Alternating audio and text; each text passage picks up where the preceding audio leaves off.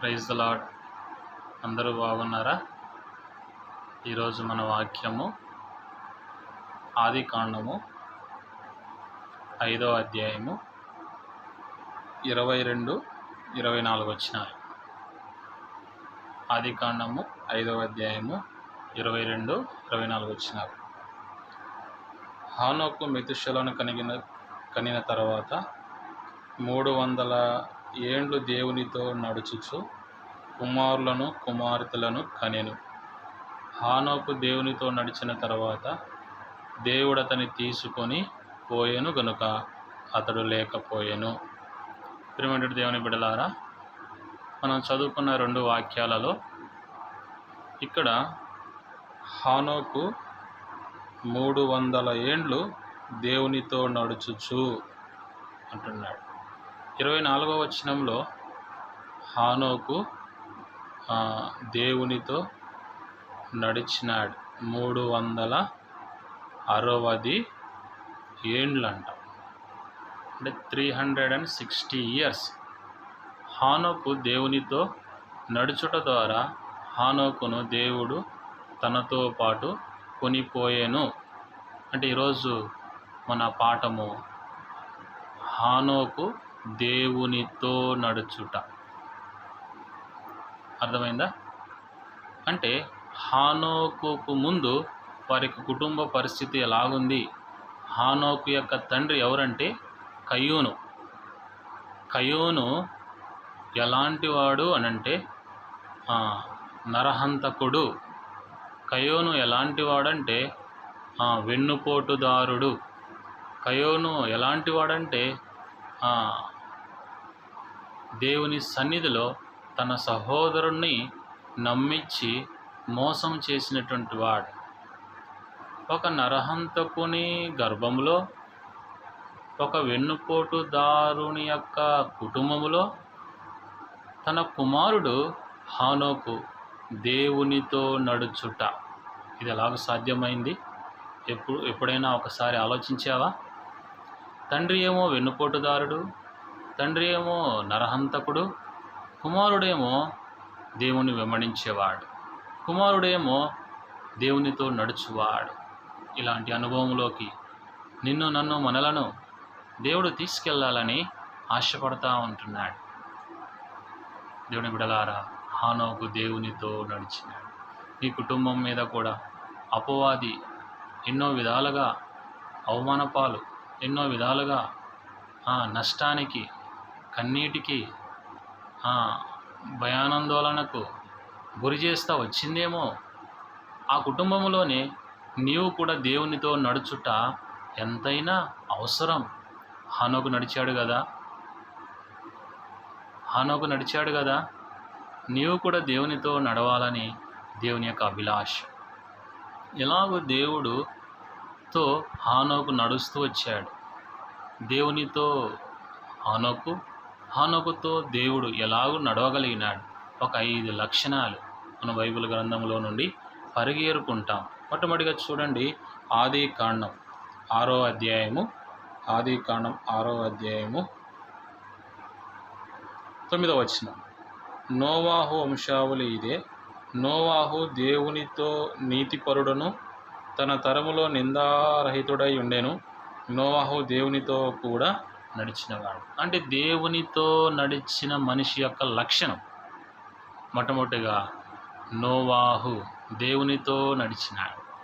కారణం ఏంటంటే నోవాహు నీతిపరుడు అని రాయబడింది. ఒక మనుష్యుడు ఎలాగూ నీతిపరుడు కాగలడు? దేవుని నమ్ముట ద్వారా ఒక మనుష్యుడు ఏమైపోతున్నాడంట? నీతిమంతుడవుతున్నాడు. యోహాను 1:6-7 వచనాల్లో రాయబడతా ఉంటుంది కదా, మన పాపములను మనం ఒప్పుకొనినెడల ఆయన నమ్మదగిన వాడు, నీతిమంతుడు గనుక మన పాపములను ఆయన కడిగి పవిత్రపరచును అంటున్నాడు. నీతిమంతులుగా తీర్చును అంటున్నాడు, నిర్దోషులుగా తీర్చును అంటున్నాడు.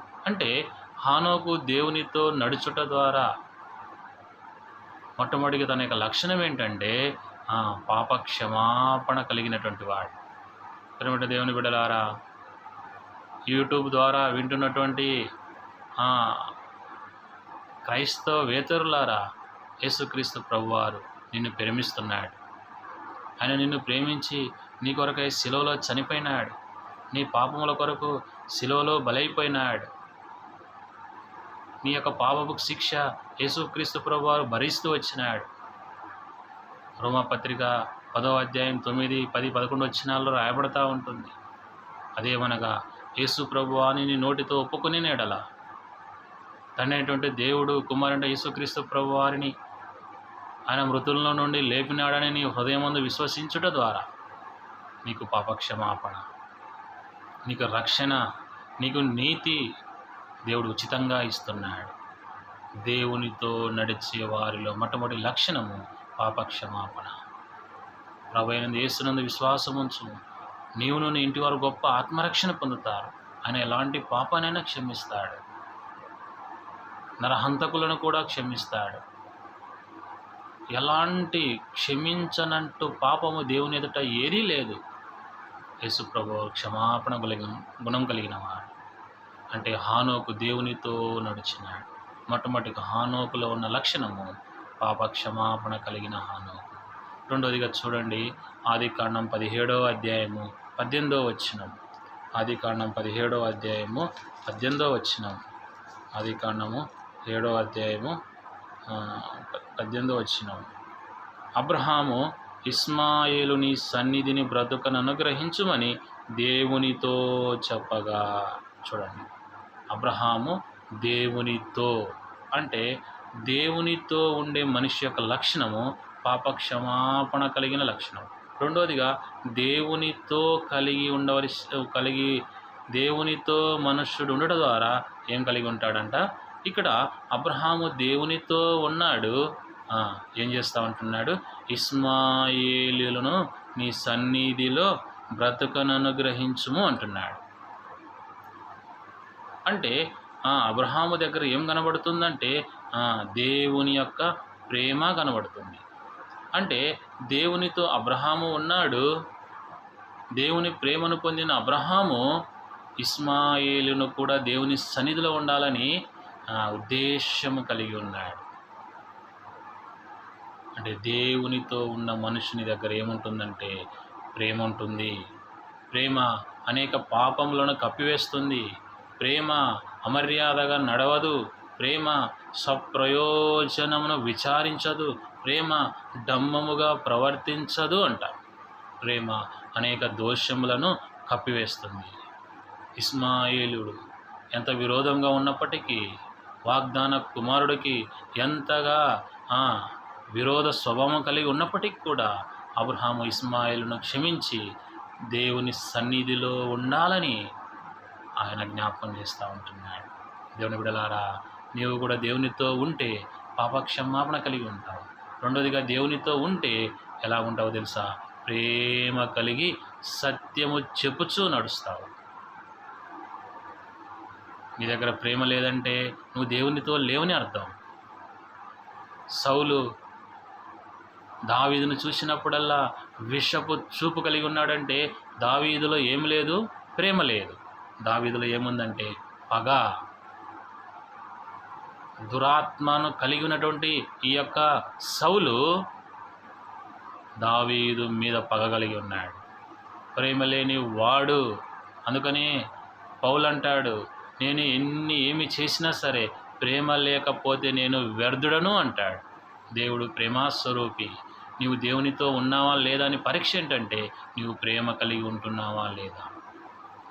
దేవుని యొక్క ఆజ్ఞ నిన్ను వలె నీ పొరుగు వారిని ప్రేమించుము అంటున్నాడు.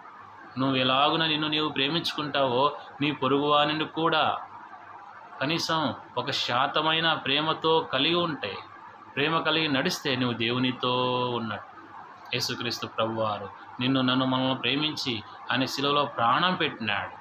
మనము కూడా మన సహోదరుల నిమిత్తమై ప్రాణము పెట్ట బద్దులమై ఉంటాం. యోహాను జ్ఞాపకం చేస్తూ ఉంటాడు. దేవునితో ఉన్న మనుషునికి కలిగిన సుగుణం ఏంటంటే ప్రేమ. మూడవదిగా చూడండి, ఆదికాండం 32వ అధ్యాయం 28వ వచనం. యాకోబు, నీవు మనుషులతోనూ దేవునితోనూ పోరాడి గెలిచిది గనుక ఇక మీదట నీ పేరు ఇశ్రాయేలే గాని యాకోబు అనబడదు. యాకోబు ఒక రాత్రి దేవునితో ఉండటం ద్వారా ఎలాగున్నాడంట? ఇశ్రాయేలుడుగా మార్చబడ్డాడు. అంటే దేవునితో ఉన్న యాకోబు ఏం చేస్తున్నాడు? పోరాడుతూ ఉంటున్నాడు.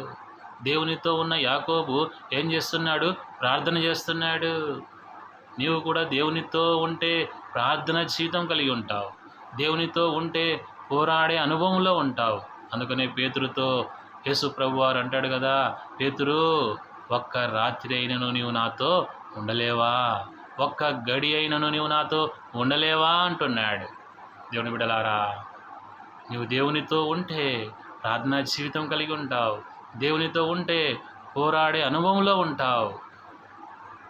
ఆశీర్వదించేంత వరకు పోరాడు, మాటి మాటికి పోరాడు. నువ్వు దేవునితో ఉంటే పోరాడతావు. ఒక విధవరాలు దేవుని సన్నిధికి వచ్చి పోరాడుతూ ఉంటుందంటే దేవునితో ఉన్నది.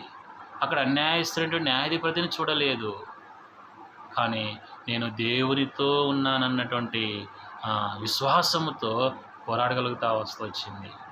ఎన్ని ఓటమిలు ఎదురైనా, ఎన్ని పతనములు ఎదురైనా, ఎన్ని అపజయాలు ఎదురైనా నీవు దేవునితో ఉంటే పోరాడుతూనే ఉంటావు. అందుకని 1847 ఆ మధ్య కాలంలో ఒక యవన దంపతులకు ఒక కుమారుడు జన్మిస్తూ వచ్చినాడు. రోజులు గడిచిన తర్వాత స్కూలుకు పంపించడము అలవాటు చేసినారు. స్కూల్లో తనకు ఒక శరీర బలహీనతను బట్టి టీచరు తనను ఇంటికి పంపివేస్తూ వచ్చింది. ఈయన చదువుకు అన్ఫిట్ అని. తర్వాత తల్లి ఆ కుమారుడి కొరకు ఎంతో ప్రార్థన చేస్తూ వచ్చింది. ఆ కుమారుడి యొక్క విజయం కొరకు ప్రార్థన చేసింది. ఆ కుమారుడి యొక్క ఘనత కొరకు ప్రార్థన చేసింది. ఆ కుమారుని యొక్క సమకూర్పు కొరకు ప్రార్థన చేస్తూ వచ్చింది. రోజులు గడిచిన తర్వాత ఆ తల్లి ఆ కుమారునికి దేవుని గురించి చెప్పటము ఆరంభించారు. ఆ కుమారుడు చిన్నగా చదవడము అలవాటు చేసుకున్నాడు. బైబిల్ చదివినాడు. దేవుడు తనతో మాట్లాడుతూ వచ్చినాడు. మత్తయి సువార్త 5వ అధ్యాయం 14వ వచనం, నీవు లోకమునకు వెలుగై ఉన్నావు. అరే, దేవుడు నాకు వెలుగై ఉన్నాడు అంటున్నాడు. టీచర్స్ ఏమో, ఇరుగు పొరుగు వారేమో నువ్వు చదువుకు అన్ఫిట్ అని అగౌరవంగా మాట్లాడుతున్నారు. ఇదేంటిది అని ఆలోచించడము మొదలుపెట్టాడు. దినాలు గడిచిన తర్వాత తను కూడా కొంచెం చదువుకొని ఒక పనిని ఆరంభించాడు. నేను ఎలాగైనా సరే లోకానికి వెలుగుగా ఉండాలి. చిన్నగా ఒక బల్బు కనిపెట్టడము ఆరంభించినాడు. అప్పటి వరకు లోకమంతా చీకటి, అప్పటి వరకు అంధకారము, మనుషులందరూ కూడా చీకట్లోనే ఉన్నారు. ఈ మనుషుని యొక్క ప్రయత్నం ఏంటంటే ఒక బల్బును కనిపెట్టాలని. ఒకసారి ఫెయిల్ అయ్యాడు, 2 సార్లు ఫెయిల్ అయ్యాడు, 3 సార్లు ఫెయిల్ అయ్యాడు, 4 సార్లు ఫెయిల్ అయిపోయినాడు. అనేకులు అక్కడ కూడా హేళన చేయడం ఆరంభించినాడు. పోరాడుతూనే వచ్చాను. చివరకు దేవుని బిడ్డలారా, ఆ మనుష్యుడు ఆ ప్రయోగములో, ఆ బల్బును కనిపెట్టే విషయంలో విజయం పొందాడు. సక్సెస్ అయిపోయాడు. లోకమంతా చూస్తూ ఉంటున్నారు. లోకమంతా ఆ వెలుగు క్రిందనే కూర్చుంటున్నారు. దేవుని బిడ్డలారా, ఆ మనుష్యుడు ఎవడో కాదు, థామస్ ఆల్వా ఎడిసన్. దేవుడు తనతో మాట్లాడినాడు. దేవునితో ఆ మనుష్యుడు ఉన్నాడు కాబట్టే ఆ ప్రయోగము సక్సెస్ అయ్యేంత వరకు పోరాడుతూనే వచ్చాడు. నీవు దేవునితో ఉంటే పోరాడే అనుభవంలో ఉంటావు. నీ కుటుంబ రక్షణ కొరకు పోరాడతావు. నీ సంఘ క్షేమం కొరకు పోరాడతావు. నీ దేవుని నామ ఘనత కొరకు పోరాడతావు.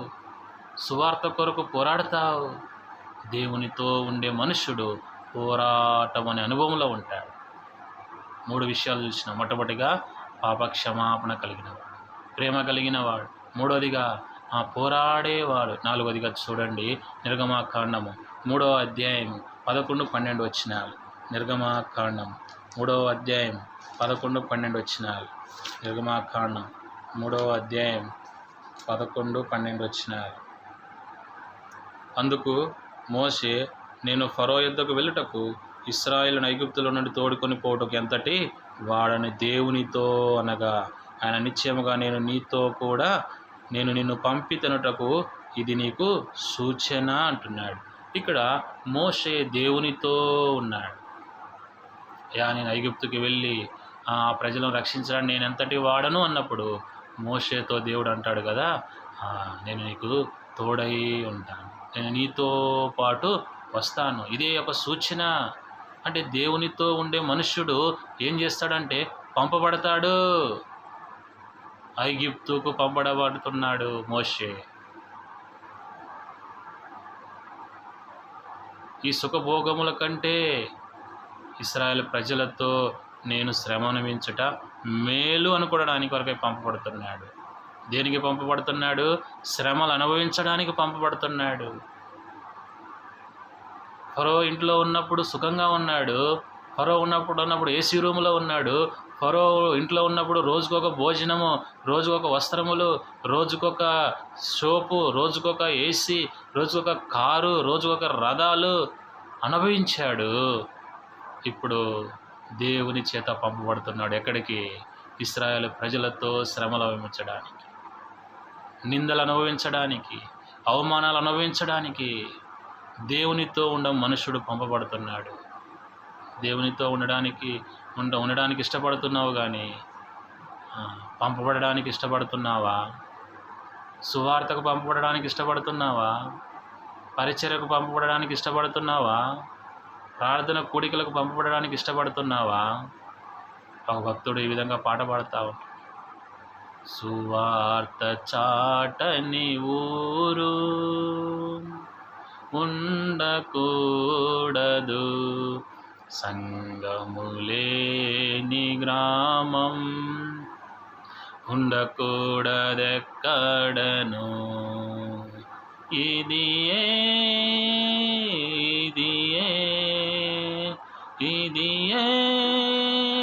నాశ, ఇదియే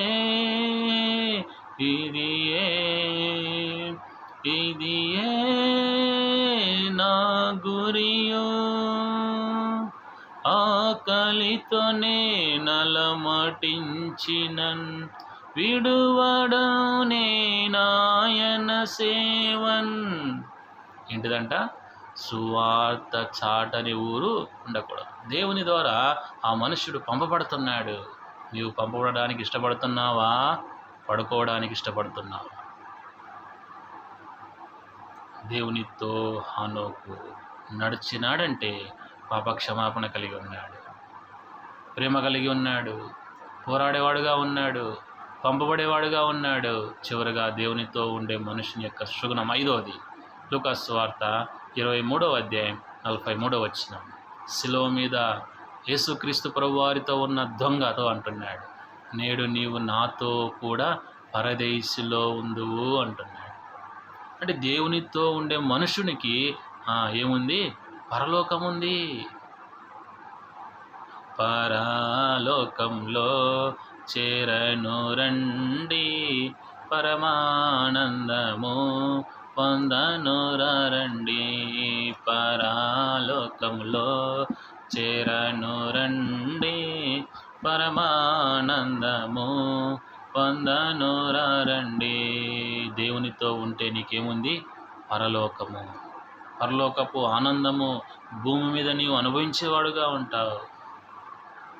దేవుని బిడలారా, భగత్ సింగ్ అనే దైవజనుడు తన యవన కాలములో దేవునితో ఆ పరలోకపు ఆనందాన్ని అనుభవించాడు. ఆ పరలోకపు దేవుని యొక్క ఆ సన్నిధిని అనుభవించాడు. దేవునితో నీవు ఉంటే ప్రతిరోజు పండగే. ఈ పరలోకపు ఆనందం కావాలంటే, ఈ పాపక్షమాపణ కావాలంటే, ఈ ప్రేమ కావాలంటే, ఈ పోరాడే అనుభవంలో నీవు కూడా ఉండాలంటే దేవునితో ఉన్నావా లేదా అనేది పరీక్షించుకో. ఒకవేళ దేవుడు లేకపోతే ఇప్పుడే యేసుప్రభుని అంగీకరించు. యేసుప్రభు నీ పాపాలు క్షమిస్తాడు. యేసుప్రభు నిన్ను ప్రేమిస్తున్నాడు. యేసుప్రభు ద్వారా నీవు పంపబడితే నీకు విజయము, సంతోషము, తర్వాత దేవుడు నీకు పరలోకపు ఆనందాన్ని ఇస్తాడు. Praise the Lord. తప్పక వినండి, వినిపించండి. ఈ ఆన్లైన్ పరిచర్య కొరకు కూడా ఆత్మీయ సంబంధమైనటువంటి దేవుని మాటలు దేవుడు నా నోట ఉంచున్నట్లు ప్రార్థన చేయండి. అందరికీ ప్రైజ్ ద లార్డ్.